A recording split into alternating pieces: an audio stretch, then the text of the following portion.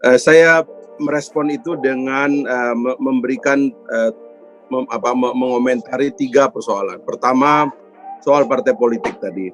Saya kira ada problem dalam cara kita berpikir dan sistematika kita memandang persoalan. Kita ini sering dijebak dengan isu moral. Jadi kalau ada argumen tentang kenapa kepala daerah misalnya kualitasnya tidak baik, itu saya khawatir menyebabkan kepala-kepala daerah ini juga bilang kenapa pejabat-pejabat di pusat itu juga moralnya tidak baik atau kualitasnya jelek begitu. Jadi argumen resiprokal seperti itu adalah fair ya. Jadi itulah sebabnya saya sering dan tidak setuju kalau kita mendekati persoalan kita ini sebagai persoalan moral. Jadi saya tidak bisa mengatakan rakyat salah pilih di daerah. Padahal juga bisa-bisa kita bisa bilang rakyat salah pilih anggota DPR, rakyat juga salah pilih presiden gitu loh. Nah jadi begitu cara berpikirnya. Jadi kalau kita menarik ini sebagai isu moral, maka kita saling menyalahkan. Nah itulah sebabnya saya cenderung menariknya sebagai persoalan sistem. Terkait tadi pertanyaan Bung Akbar soal partai politik misalnya. Saya kira sekarang ini kita dalam kebuntuan memandang masa depan partai politik dan kontribusi partai politik pada hari ini gitu. Bahkan kita seperti tidak lagi melihat ada titik cahaya terang yang dibawa oleh partai politik. Dan memang kelihatan partai politik itu seperti mengikat dirinya sendiri, ya seperti terbelenggu, seperti tidak bisa keluar dari kemampuannya untuk menjadi pencerah bagi republik ini, ya backbone bagi demokrasi kita, itu tidak sanggup dia lakukan. Nah itulah lagi-lagi yang kita mesti baca. Kenapa partai politik terjebak dalam situasi seperti itu, yang menyebabkan kita kemudian bangkit untuk memperkuat dan membantu partai politik. Ya, sebab kita tidak punya cara lain. Demokrasi itu backbone-nya adalah partai politik. Kita tidak bisa membangun sistem demokrasi tanpa partai politik. Yang kedua itu, kalau kita letakkan dia dalam timeline sejarah kita, maka kita akan menemukan bahwa Indonesia itu sejak awal dibentuk dengan mentalitas republikan. Makanya kita meninggalkan sistem kesultanan, sistem kerajaan, dan kemudian menggabung diri menjadi republik. Karena kita takut dengan sistem kerajaan itu kita tidak bisa mencapai apa-apa yang menjadi mimpi kita sebagai sebuah bangsa yang maju, modern, ya kan, mencerdaskan kehidupan bangsa, ikut serta dalam perdamaian dunia dan seterusnya itu, melindungi segenap bangsa Indonesia dan seluruh kepada rakyat. Nah itu yang kita khawatirkan sehingga kita pindah kepada republik. Itulah sebabnya kalau saya sering mengatakan di antara mimpi-mimpi bangsa ini yang terus-menerus itu terungkap atau tersingkap itu ya, karena ada hal-hal yang sudah menjadi jiwa kita, tapi tiba-tiba kita hilang begitu. Misalnya kita ini anti feodalisme, kita berpindah dari kultur kerajaan, kesultanan itu karena kita ingin meninggalkan feodalisme. Raja adalah raja, anak raja adalah calon raja, keluarga raja adalah keluarga raja, dengan privilege dan keistimewaan yang luar biasa, sehingga daulat tuanku adalah segala-galanya, daulat rakyat makin lama makin hilang. Kita pindah, maka kita membentuk republik karena kita anti feudal. Yang kedua, itu prinsip kedaulatan rakyat dengan berdasarkan kepada, jadi kedaulatan rakyat itu buat bangsa kita itu mutlak. Itu sebabnya pengabaian kepesertaan rakyat dalam proses politik itu berbahaya sekali bagi jiwa bangsa Indonesia. Karena itu sudah menjadi mimpi dan jiwa, nggak bisa kita tinggalkan itu. Itu yang kedua. Yang ketiga adalah soal kebebasan. Nah, kebebasan itu dalam pengertian bahwa rakyat itu harus menjadi inti dari kehidupan ini. Jangan dianggap negara. Pandangan yang menganggap negara lebih penting daripada rakyat atau daripada apa yang ada ini, itu adalah pandangan totaliter. Rakyat itu lebih penting dari negara. Karena itulah di dalam amandemen konstitusi kita memperkuat hak-hak rakyat. Karena kita menganggap rakyat lebih penting. Karena itu sekali lagi ikhtiar untuk menyingkirkan rakyat di dalam proses itu bisa berbahaya sekali. Nah, Maka yang terakhir yang saya ingin katakan secara singkat Bung Akbar adalah, lalu bagaimana jalan keluarnya gitu loh. Nah ini yang saya bilang, systemic thinking, berpikir gambar besar. Kalau kita mau cari solusinya, solusi pertama adalah pada proses pemilihan gitu, yang mengikuti naratif tadi. Kita harus mendesain sistem pemilihannya. Masalahnya sistem pemilihannya tidak didesain.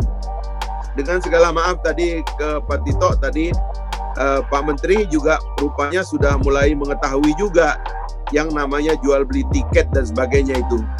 Ya itu harus dihindari Pak. Kalau kita membiarkan itu dan menganggap itu sebagai sesuatu yang wajar, ya rusak kita. Karena beli-beli tiket inilah yang berbahaya gitu loh. Kita harus mendesain sistem pemilihan yang sejak awal itu anti korupsi, yang sejak awal itu membuat orang yang punya pikiran yang dapat tempat, bukan orang yang punya uang, gitu loh, bukan orang yang punya kedudukan, bisa didesain. Nah sekarang betul, Pak Fahri. Saya yakin Pak Menteri akan mengatakan sekarang, oh kita akan bertempur dengan partai politik. Percayalah, presiden lebih kuat dari partai politik. Ini presidensialisme. Partai politik itu menghamba-hamba kepada presiden pengen jadi anggota kabinet. Presiden pasti lebih kuat. Jadi kalau Menteri Dalam Negeri bisa meyakinkan satu orang aja di Republik ini, namanya Presiden Republik Indonesia, reform kita akan berjalan dengan baik, Pak. Selesai itu. Begitu kita sederhanakan proses pemilihannya, bukan tidak mengajak rakyat, tapi kita hindarilah sok menyogok, beli suara, bayar sana, bayar sini, bikin ini, bikin itu, orang itu harus ngutang, jual rumah, jual tanah untuk pemilu, hentikan itu. Selesaikan dengan cara kita mengatur sistem yang memungkinkan hemat, orang dapat semua kesempatan, tapi harus ada keberanian. Partai politik jangan pakai TV untuk kampanye dirinya sendiri, seolah-olah TV itu adalah hak frekuensi yang diberikan oleh partai politik. Frekuensi diberikan oleh rakyat, jangan dipakai untuk satu partai. Loh itu clear Pak, tapi berani nggak kita untuk mengatakan itu supaya kita kemudian tidak melihat kok ada satu TV isinya cuma satu partai. Kerja bakti di ujung gunung partai itu, pengobatan di ujung gunung partai itu, seolah-olah partai lain nggak ada kerjaan. Ini nggak benar gitu loh, ini harus dikoreksi. Nah, sekali lagi dalam proses pemilihan, sekarang misalnya, bisa nggak kita menghindari kecurangan dalam pemilihan gitu? Harus dijawab, bisa kita hindari. Kepada Pak Menteri, saya waktu Pak Tito, karena saya dekat sama beliau, begitu beliau menjadi menteri, saya cuma sekali WA mengucapkan selamat. Dan saya titip satu saja Pak, bisa nggak kita selesaikan IKTP, Single Identity Number. Digitalisasi Republik itu adanya di Dukcapil. Kalau kita sudah punya Single Identity Number, maka banyak sekali kecurangan yang bisa kita hindari.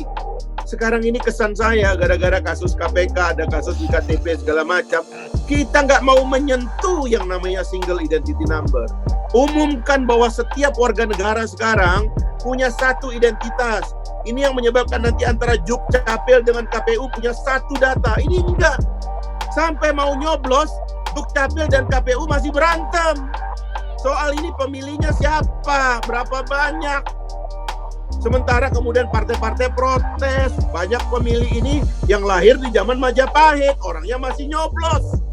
Banyak orang yang baru 2 tahun umurnya sudah nyoblos. Ini bagaimana? Ini kita nggak mau selesaikan.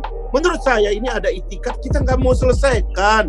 Kita ini mau terus ada kecurangan, kita ini mau terus ada permainan. Itu yang saya khawatir Pak. Berani nggak kita menyelesaikan ini gitu loh. Nah yang kedua, pembagian tugas. Dalam demokrasi itu, kalau memberikan tugas besar kepada pemimpin daerah, dipilih secara langsung.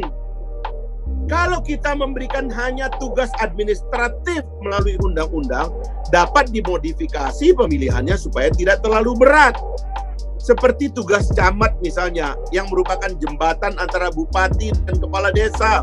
Hampir tidak pernah ada konflik antara camat dengan kepala desa. Kenapa? Tugasnya administratif. Beda federasi Amerika Serikat dengan negara kesatuan kita adalah Federasi Amerika mengatakan it is the state forming the federal. Tetapi kita kalau di Amerika itu state yang membentuk negara federasi, di negara kita negara kesatuan membentuk pemerintah daerah.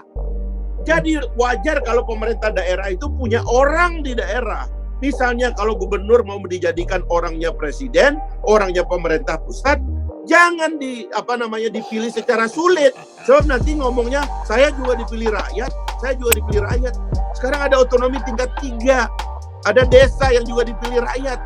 Konfliknya akan besar kalau kita tidak melakukan pembagian tugas yang baik setelah otonomi ini kita bagi sampai ke tingkat desa. Nah, sekarang yang terakhir yang saya katakan, pewarisan demokrasi sangat ditentukan oleh diteruskannya model pemilihan secara langsung. Mau kita emphasize, ditekankan di tingkat kabupaten atau di tingkat provinsi, tergantung tanggung jawab yang diberikan kepada pemerintah daerah. Dan pembagian itu harus jelas, sehingga kehadiran pemerintah pusat untuk mengelola pemerintah daerah di negara kesatuan, ini bukan negara federal, itu masih bisa lebih besar kewenangannya. Sehingga konflik antara pemerintah pusat dengan gubernur DKI seperti yang terjadi dalam penanganan COVID, itu tidak harus terjadi lagi. Sekarang ini kalau kita mau beranjak, otonomi diperkuat. Mana ada tanggung jawab keuangan dari pemerintah daerah? Nggak ada. Pemerintah daerah itu hanya dipilih jadi pemerintah daerah. Uangnya itu 80% dari pusat, tidak punya pendapatan asli daerah. Sehingga orang tidak tanggung jawab dulu. Ke depan itu harus diperbaiki. Pembagian tugas sampai ke daerah. Kepala desa harus mulai diajar cara untuk mengumpulkan uang dari rakyat gimana supaya ada tanggung jawab. Kalau kamu pungut uang dari rakyat langsung, rakyat akan kontrol kamu bagaimana cara kamu bekerja. Ini enggak. Dia bisa bilang, uang rakyat enggak ke saya kok, ke pemerintah pusat. Jadi saya enggak harus dikontrol oleh rakyat saya. Ini yang harus dikoreksi di masa depan.